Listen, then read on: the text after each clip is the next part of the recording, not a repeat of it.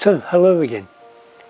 Darby, Helen, as we said, we've just been enjoying our morning and afternoon, making videos, talking about yoga, discovering lots of new things, both myself and Helen.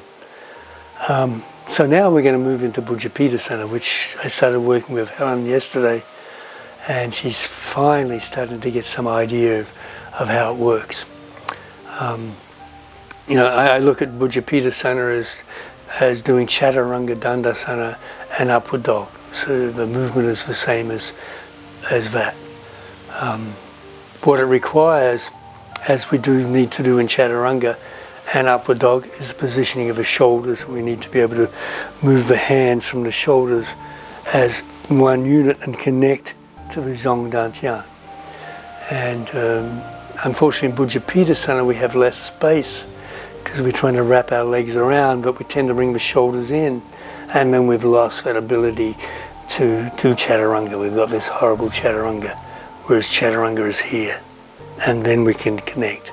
So Helen has just got a taste of this yesterday. Hopefully she can do it today, and she tried it this morning in her practice, and she has felt it, and it changed a lot of things in her practice, connecting to these muscles.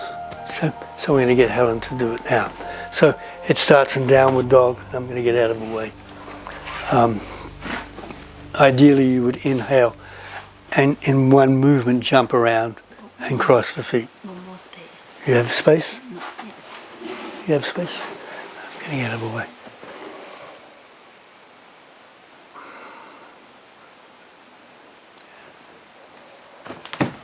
Okay, so she didn't quite make the jump around, but she did pretty good.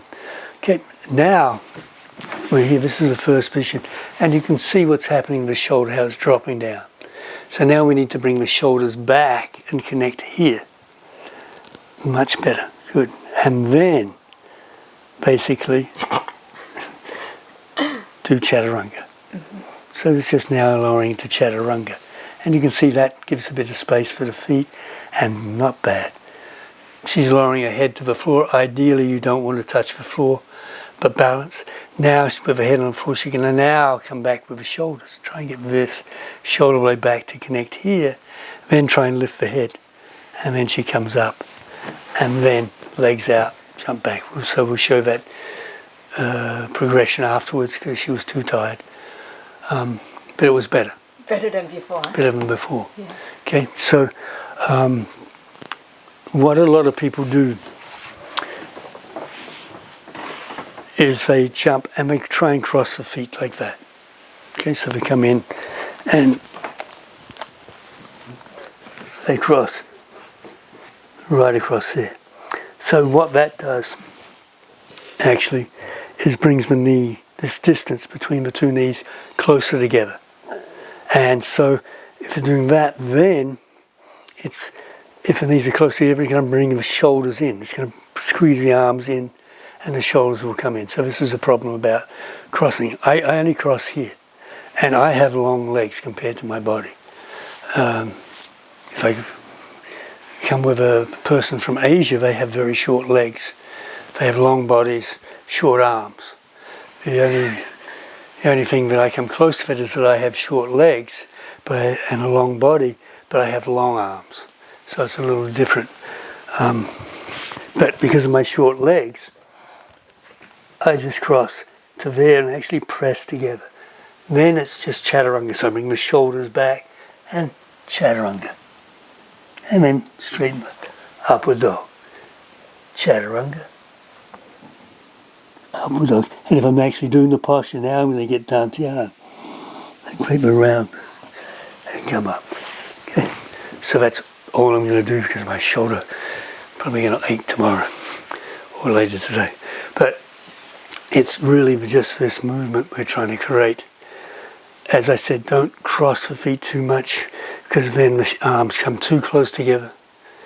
Then you'll squash your shoulders in and then the ability to move into Chaturanga is not there. You've lost it. Okay.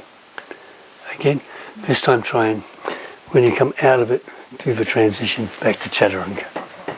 Okay, so we're going to try and bring that in. I'm going to stand back here. hide in the corner because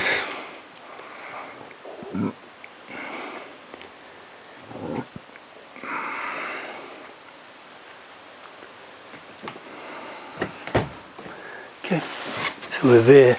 You can see how the feet across.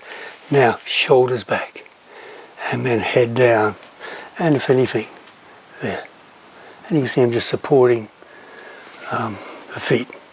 Then to come up, inhale, up. And ideally you would stay this position. You cross the legs, you wouldn't undo straight away. And then jump back. Okay. Yeah, try it again, try.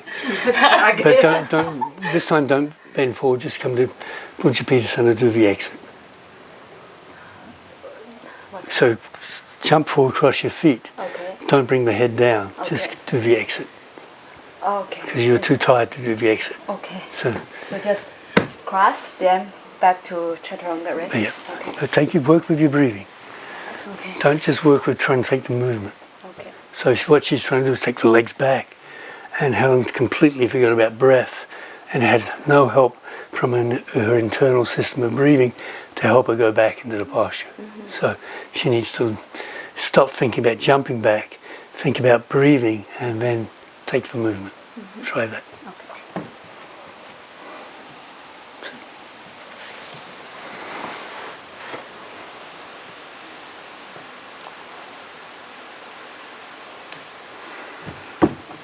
Okay, so we're there. Now you'd stay there, then straighten the legs, and then take the legs back. Inhale. Exhale into chaturanga. Okay.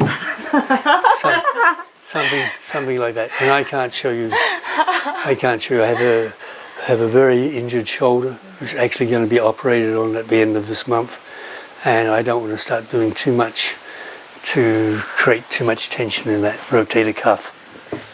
Yeah, but when I come back, my knees a little separate. I have to more close than lift up and then back. That's Okay. process Okay. coming up. You've got to be able to lift, and in actual fact, I can show you part of it. Once we've come to here, see I'm still pulling back as if I'm doing chaturanga. The leg extends out. To go back, then the heel presses down. Okay. And the buttocks lift, and then I rotate up. And I can't go any more further than that movement because I've lost tendons in there. There's no connection to the muscle, so I can't keep the shoulder in the right place. It goes forward, and then inflammation comes. So I'm not going to demonstrate that, but that's the process. Legs up, and you'd press the heel down. It would lift from the fulcrum. The buttocks would lift as you take the legs back. So it's a process of, and we'll know it next time we make videos. Okay, I want to try it one more time. And I'll just show an adjustment, but pretty common adjustment. Just jump from downward dog, or from there.